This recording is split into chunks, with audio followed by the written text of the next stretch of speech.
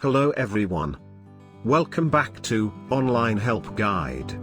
Today in this video, I will be showing you how to change your TikTok account from private to public.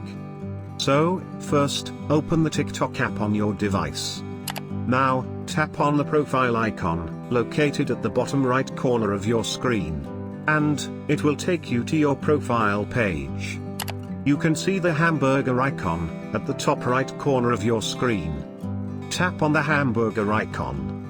Here, you will see two options: Creator Tools, and Settings and Privacy.